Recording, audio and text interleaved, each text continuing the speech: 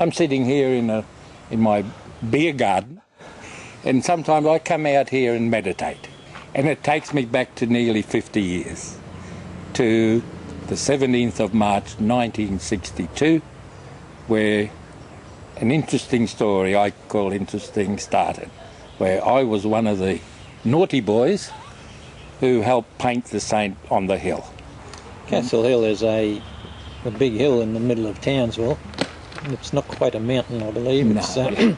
It's just under 1,000 feet high, Castle Hill, and has this huge cliff or escarpment on the seaward side, and the saint was painted up near the top of that. It was just copied from Leslie Charteris Saint. There were 7 of us from Mackay that came to university in Townsville in 1962. For the first year in 1961, the students that year painted a question mark on Castle Hill, and later that year it was painted out by army guys with camouflage paint, and we decided to put something back in our year, and one of our group decided he wanted to put the saint up there, so the saint it was. The university subsequently got approval from Leslie Charteris to use the saint as the university symbol, and all the university sporting teams since then have been called the Saints, and they've manufactured a range of saint jewellery which they market. So the saint has become the emblem of the university with Leslie Charteris' approval. The community reaction to when it went up was mixed in a way, was quite mixed. A lot approved of it, and they were more in amazement to see this was actually up there.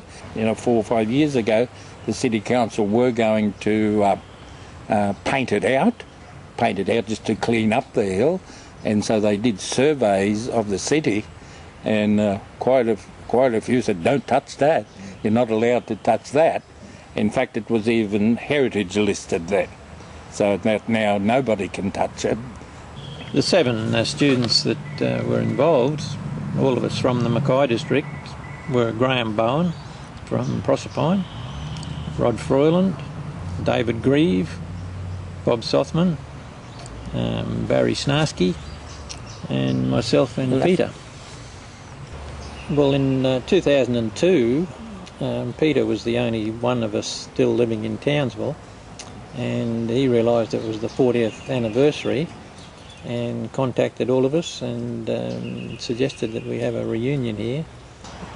2012 will be the 50th anniversary, so we're starting to think about having another reunion then.